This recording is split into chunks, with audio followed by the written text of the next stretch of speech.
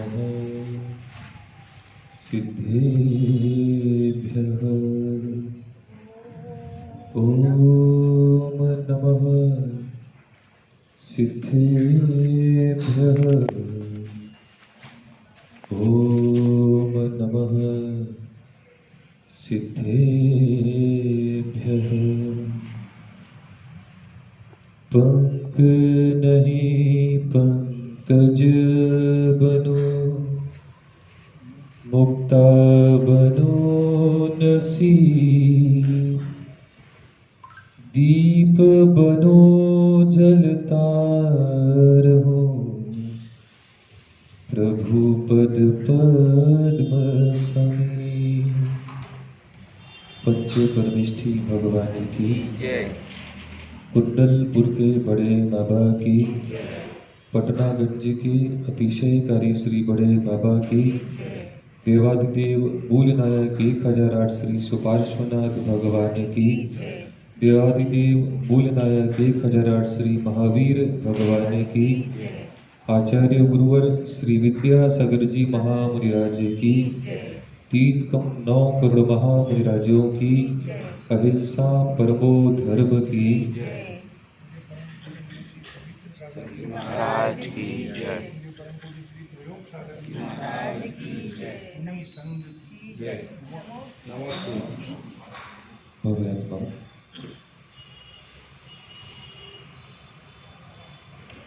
आचार्य भगवंत पूज्य पाद स्वामी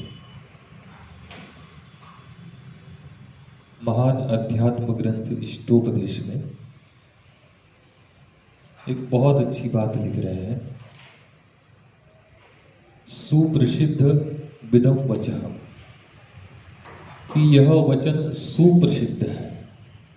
कौन से? ददातु यत्तु यस्यास्ति, कि जिसके पास जो होता है वह वही प्रदान कर सकता है।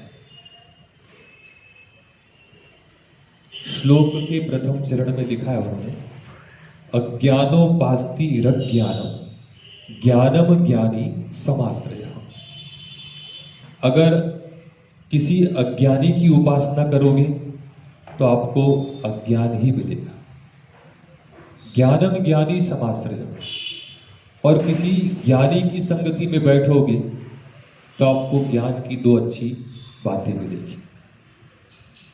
ददातु यत्तु यस्यास्ति, सुप्रसिद्ध विदम वचः। आचार्य भगवंत कह रहे हैं कि जिसके पास जो होता है वह आपको वही दे सकता है।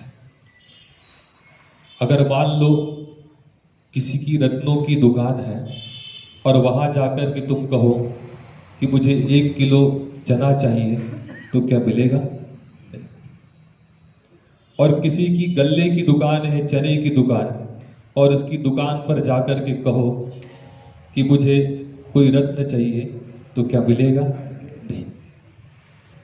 ददातु यत्तु यस्यास्ति, सुप्रसिद्ध विदम वचः, कि जिसके पास जो होता है वही आपको दे सकता है। अब साधु है तो साधु आपको क्या दे सकता है? आपके पास तो साधु को देने के लिए बहुत है। किस रूप में? 4 प्रकार के दान हैं। आहार दान, औषध दान, अभय दान और ज्ञान दान। ये 4 प्रकार के दान आपके पास हैं। क्योंकि ज्ञान दान आप साधु को नहीं दे सकते, लेकिन हाँ, ज्ञान के उपकरण के रूप में आप साधु को शास्त्र अवश्य देते हैं। साधु को आप लोग दिन में 1 बार निर्दोष आहार देते हैं। अब इस निर्दोष की व्याख्या बड़ी लंबी है, कभी और करेंगे। आहार दान है, दूसरे नंबर पर औषध दान है, तीसरे नंबर पर अभय दान है और चौथे नंबर पर ज्ञान दान है। अब आपके पास साधु को देने के लिए पूरे 4 दान हैं। अब एक छोटा सा प्रश्न पूछूं कि इन 4 दानों में सबसे बड़ा दान कौन सा है? बताओ जल्दी। 4 दानों में सबसे बड़ा दान कौन सा है? स्वाभाविक है, किसी से भी पूछूंगा तो यही कहेंगे आहार दान, क्योंकि आप हमें दे रहे हैं इसलिए वो बड़ा हो गया, ऐसा ही ना। अब विचार करो, जैसे कि आपके घर में गाय है, अब उस गाय के कितने थन होते हैं? 4। कौन से थन से दूध निकलता है? चारों से। ऐसे ही चारों दान अपने अपने स्थान पर महत्वपूर्ण है। लेकिन और चिंतन करें, आहार दान कितनी देर के लिए? साधु को अपने दिया आहार दान तो 24 घंटे के लिए। उसके बाद औषध दान, एक बार आपने साधु को औषध दान दिया तो हो सकता है कि 10 साल 20 साल। अभय दान, एक बार किसी को आपने अभय दे दिया तो जीवन पर्यंत के लिए अभय दान हो गया।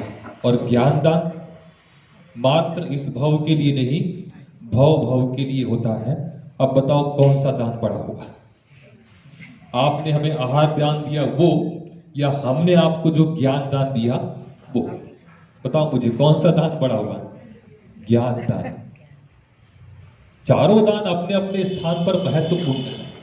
ददातु यत्तु यस्यास्ति, सुप्रसिद्ध विदम वचन। अब साधु के पास देने के लिए क्या है? बताओ मुझे, यही है ना। जो कुछ भी ज्ञान की अच्छी बातें हैं जो आपके जीवन को अच्छा बना सकती है, वही बातें हमारे पास देने के लिए है। और हम तो देने के लिए हमेशा सहर्ष तैयार हैं, क्योंकि साधु का जीवन जो होता है ना, वह सरिता की भांति होता है, नदी की भांति। और नदी कभी किसी के दरवाजे पर आकर के नहीं कहती कि तुम मेरा पानी ले लो। उस सरिता के पास में जाकर के अंजलि बना करके पानी स्वयं को लेना पड़ता है। ऐसे ही साधु है, आप आओगे तो आपको भरपूर मिलेगा, बस लेने का भाव बना लेना। कल जब हम ऊपर बैठे थे तो हमसे जो चातुर्मास समिति की 3-4 सदस्य बैठे थे, उन्होंने कहा महाराज जी कल से थोड़े से प्रवचन हो जाए। तो गोवर्धन भैया ने तुरंत कहा था भैया सोच लो पहले। तो हमने कहा टाइम तुम लोग निश्चित करो, हम नहीं करेंगे। क्योंकि पूज्य क्षमा सागर महाराज जी कहते थे बहुत अच्छी बात, कि अगर मान लो कोई देने वाला है और लेने वाला न हो, तो कोई सुनाने वाला है और कोई सुनने वाला न हो, तो इसलिए उन्होंने कहा कि देने वाले और सुनाने वाले से ज्यादा महत्वपूर्ण लेने वाला और सुनने वाला होता है। इसलिए महत्वपूर्ण आप लोग हो, हम उतने महत्वपूर्ण नहीं है। हमको तो आप कहोगे 8:15 बजे तो हम 8:15 बजे सुना देंगे, 8:30 बजे तो 8:30 बजे सुना देंगे। लेकिन आप निश्चित कर लो, हम तो मानस बना के बैठे हैं कि जितना भी है, जितने लोग भी लाभ लेना चाहें, परिस्थितियां अपने अनुकूल उतनी नहीं है, लेकिन फिर भी व्यवस्थित होकर के, अनुशासित होकर के अपन प्रातःकाल जितनी भी देर है, 15-20 मिनट, आधे घंटे का समय, 8:30 बजे आओगे तो आधे पौन घंटे का समय मिल जाएगा, है ना। और फिर 9 बजे हमसे कहोगे तो भैया वो व्यवस्थाएं नहीं बनेगी। इसलिए आप अपनी मानसिकता बहुत अच्छे ढंग से बना लो।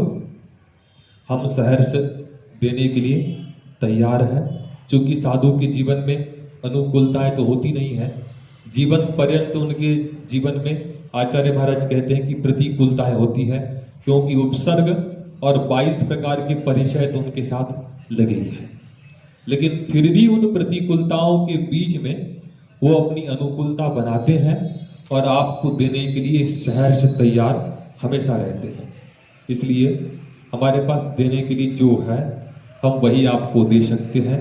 ऐसा आचार्य पूज्यपाद स्वामी ने इष्टोपदेश में कहा है, सुप्रसिद्ध विदम वचः ददातु यत्तु यस्यास्ति। ये वचन सुप्रसिद्ध है कि जिसके पास जो होता है वो आपको दे सकता है। हमारे पास भी जो कुछ गुरु महाराज की आशीष से प्राप्त है वो हम आप तक थोड़ा थोड़ा देने का प्रयास करेंगे। पूरा तो हम देने वाले नहीं है, क्योंकि पूरा दे देंगे तो हमारी तिजोरी खाली हो जाएगी। इसलिए थोड़ा थोड़ा देंगे, जो गुरु महाराज ने दिया है उसको सहज करके रखना। और ज्ञान के बारे में तो ऐसा मिलता ही है कि जितना अपन ज्ञान देते हैं, बांटते चले जाते हैं, वो ज्ञान का भंडार, सरस्वती का भंडार हमेशा दुगना होता चला जाता है। अच्छे विचारों के बारे में और अच्छे ज्ञान के बारे में हमेशा ऐसी ही बात होती है। जैसे एक छोटा सा उदाहरण दे दूं कि ये मान लो नितिन भैया के पास 5 रुपया है ना? और संजय भैया के पास 5 रुपया है।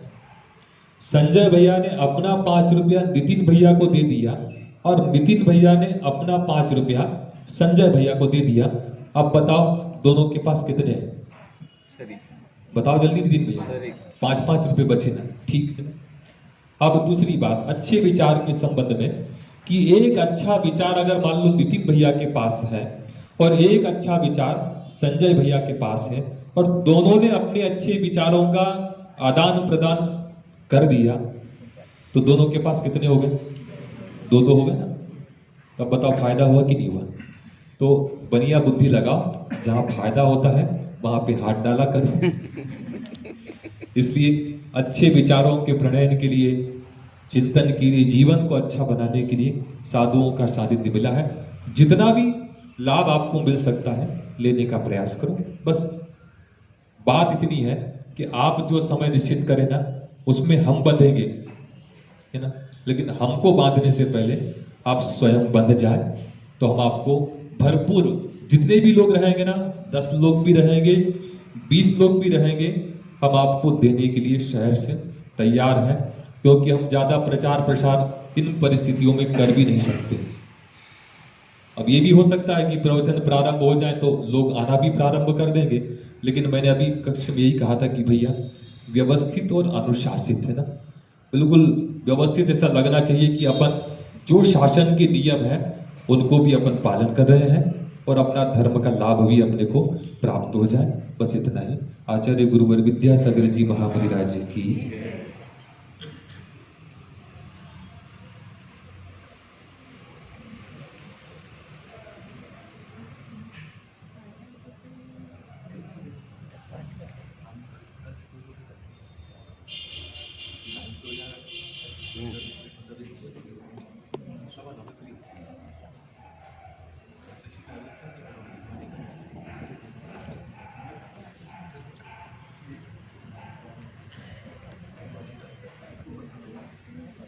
सभी लोग खड़े हो जाएं जिन्होंने कहा है।